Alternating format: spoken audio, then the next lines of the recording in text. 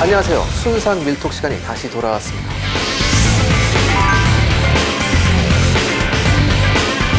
20세기 초 제국주의의 정점이었죠.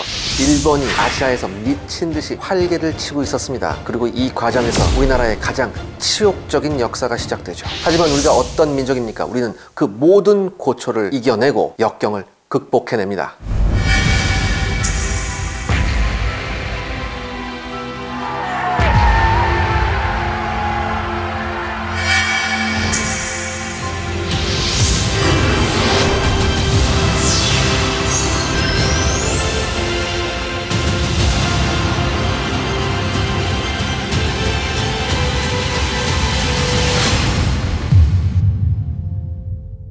사실 이번 순상 밀톡을 어떻게 준비해야 할까 고민이 정말 많았습니다. 그래서 제 마음대로 결정을 내렸습니다. 어떻게 하느냐, 우리 민족을 탄압했던 일본 육군의 보병 무기를 이 기회에 소개해보자.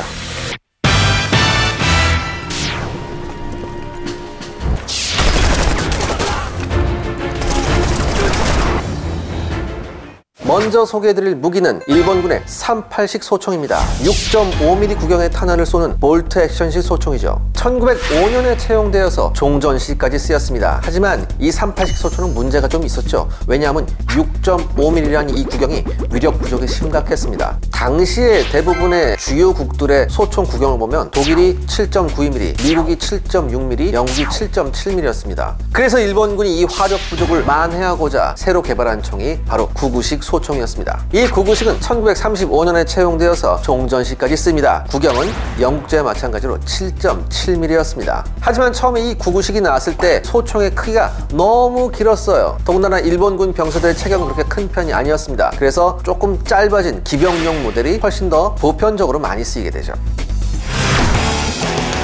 일본군도 기관단총이라는 걸 썼습니다. 100식 기관단총이라고 되어 있는데요. 이게 원래 독일의 MP28을 카피한 기관단총인데 이게 8mm 탄이에요. 보통 독일 거는 9mm 탄 썼는데 얘네들은 일본군은 또 좀 약한 거 썼어요. 근데 이게 위력 부족이고 또 이게 보시면 여러분 기관단총인데 착검 장치가 있고요. 양각대까지 있잖아요. 기관단총은 뭡니까? 적진에 뛰어들어서 소탕전 같은 거 할 때 쓰는 건데 완전 경기관총 같이 양각대를 해서 쏘라. 그러니까 이 일본군이 기관총과 기관단총의 사용 목적도 잘 구분을 못했어요. 이것도 또 많이 만들지도 않아서 2만 정도 만들었나? 이거 활약했다는 얘기 전 못 들어봤습니다. 그 다음에 일본군들이 썼던 기관총을 한번 말씀드리겠습니다. 처음에 소개해드릴 기관총은 3식 기관총이라는 건데 이거는 1차 대전 때 쓰던 호치키스 기관총을 카피한 겁니다. 보통 여러분 기관총이면 상식적으로 뭐예요? 기관총 탄띠로 해야 되잖아요. 근데 호치키스는 그 보탄판이라고 해서 길다란 판 위에다 이렇게 총알이 있는 걸 꼽았거든요. 잘 급탄이 되기 위해서는 위에다 이제 기름칠도 해야 되고 그래요, 가끔. 어떻게 기름칠을 하는 애가 따로 있었어요.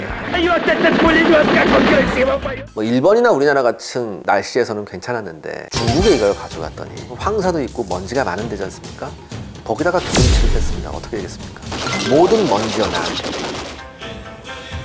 더군다나 이 3식은 38식하고 마찬가지로 6.5mm였어요. 이것도 위력 부족이 심각해서 38식이 이제 99식으로 변한 것 같이 이 3식도 92식 7.7mm 기관총으로 변하죠. 그런데 여전히 여기서도 보탄판을 사용하는 기관총이었습니다. 처음에 일본군이 눈여겨봤던 경기관총은 중국군한테 노획했던 체코체 VZ-26 경기관총을 보고 깜짝 놀랐어요. 정말 편했거든요. 자, 그래서 일본군이 무슨 생각을 하냐, 우리도 경기관총을 만들어야겠다. 그런데 일본 군부가 여기서 딴지를 겁니다. 왜? 20발이나 30발짜리 탄창은 한 번 쓰면 버리는 거야? 탄창값이 아까워서 어떡해? 그래서 무슨 방법을 개발하느냐, 38식의 5발짜리 클립을 30개 넣어서 쏠 수 있는 경기관총을 개발해요. 11식 경기관총. 정말 획기적이죠. 그런데 문제는 뭐냐면은 그 38식 소총의 소총탄은 기관총에 적합한 총탄이 아니라서 자꾸 걸리고 탄피가 찢어지고 이런 일이 나요. 그래서 이걸 못 쓰게 됩니다. 그래서 일본 군부는 결정을 내리죠. 야, 이거 쓰지 말자. 그래서 나온 게 중국군한테 노획했던 체코체 기관총을 쓰는 거, 거기에 플러스해서 요걸 카피합니다. 바로 이 카피가 99식 경기관총입니다. 이거를 쓰자 일본군 육군들이 그렇게 좋아했다고 하네요. 독립투사들한테 좀 가장 위협적이었던 무기가 있어요? 다 위협적이었죠. 그러니까 우리 독립군들이 참 정말 처절하게 싸운 게 뭐냐면은 비싼 돈을 주고 총을 사와야 됐었어요. 더군다나 통일된 총을 못 싸우고 어떤 건 체코제, 어떤 건 독일제 이런 식으로 싸우니까 보급의 통일성이 없었단 말이에요. 정말 고생을 많이 했어요. 이런 보급상의 문제 때문에 대규모 작전이 힘들어요. 청산리나 봉오동 이후에 대규모 전투가 없잖아요. 바로 이유가 이런 거거든요. 이렇게 무기체계가 통일되지 못하면 절대 대규모 작전이 안 됩니다. 할 수 있는 게 히트앤드런, 게릴라 작전밖에 없어요. 게릴라 작전으로 적을 괴롭힐 수 있지만 적을 패배시키진 못해요. 바로 그게 가장 큰 문제점이었죠.